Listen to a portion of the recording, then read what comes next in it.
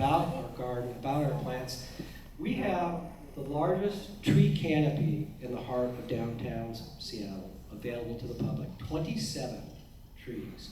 And as you know, over the last decade or so, the importance of trees, of shade, and others have grown, and the knowledge and understanding. And so I think we are very important also to the future of downtown Seattle. Michael? Hi friends, I'm Michael Oxman, professional tree surgeon. So when I was a kid, I was an amateur magician, and I was told that there's 3 things that you do when they hand you the microphone. First, you tell them what you're going to tell them. Second, you tell them. And third, you tell them what you told them. So I am going to tell you that trees are valuable. Okay, so how do we know this? Well, look at it this way. Here, the city owns this entire block. The building has a subway station in the basement of it. It's worth maybe $600 million, okay? So the garden is a half an acre. So how much is a square foot of real estate worth in the city of Seattle? It's worth about $880 a square foot. So this garden out here is worth millions of dollars in anybody's book. So because trees are valuable, let me ask you this question. What is a reasonable investment to optimize the value of your asset? Every month, your car insurance is deducted automatically from your checking account. Car insurance is about 1.5% of the value of your car.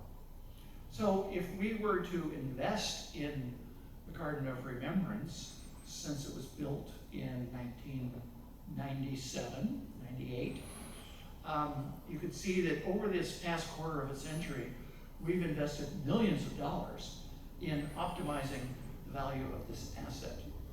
I don't know if you were out there today looking around, but there were workers picking up cigarette butts. This place is immaculate, and we pay big labor bills to make that so. Because the city recognizes that it has to look good. It has to show the citizens that it is a responsible public agency, a municipality that takes care of its citizens' assets. Just like you take care of your assets in your yard. So there's a couple things that I wanted to say, and that is, how do you appreciate a landscape? What is it about landscapes that we like? Why do we have this half acre of trees here? It's because they soften architectural lines. Buildings are made out of 90-degree angles, square corners, and they can get very ugly if improperly designed.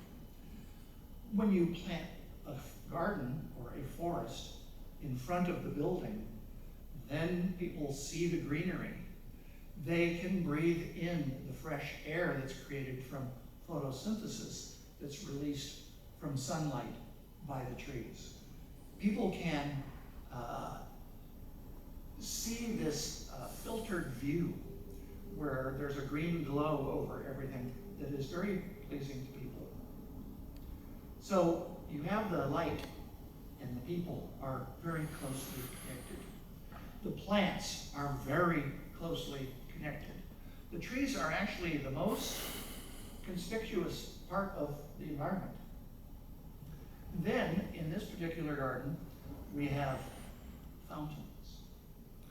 The rushing water can almost put you to sleep on your lunch hour if you work in the bank across the street. You come out here, you need a place to sit, and it is so soothing to hear that gurgling. It makes you think that you're out in the woods. And then birds can fly through here. They have a place to sit while they tweet and brighten our lives. Those bird songs make us feel way better and forget about the problems that we have that we're going to find out when we get home. The phone rings, or the voicemail, or in social media case, when the phone beeps or vibrates. Something's happening. Well, for a few moments in every day, the forest soothes us. So those are the things in the landscape. And I have a hard time remembering stuff, so I like to number them. So if you were going to talk about the people and the birds, you could say life is one of the things that we appreciate in the landscape. The plants, the trees, are number 2. The water rushing, number 3. It actually runs over boulders, 4. And then 5 is this light that comes through here and brightens our lives. So I just wanted to say that these plants are delicate. People forget where they are. They forget that this is a sacred place. They forget that the memorial garden is where people have given their lives to make happen. So sometimes they stroll into the garden. The skateboarders roll into the garden. They park their scooter and it falls over and smashes plants in the garden. They throw their cigarette butts. Some people leave graffiti and other problems that are disrespectful. So this is a very valuable place. This is a place where we deserve to be able to just forget about the world for a couple minutes. And it will always be here. This garden is open 24 hours a day, 365 days a year. It is never closed. It has never been closed in a quarter of a century. So we want people to enjoy it. We want people to come. We want them to have a satisfying experience. We want them to be able to read some of the poems that are inscribed in granite walls, in marble walls. We want them to hear the gurgling, listen to the birds tweeting, and relax and enjoy their lives. So thank you so much for allowing the advisory board to host you for the Gold Star Families Luncheon. We're delighted that you've been here, and we would love to hear from you. And I want to know all your stories. I want to know about that person that isn't here. I want to know what they did. I'm not a veteran. I actually have no business being here.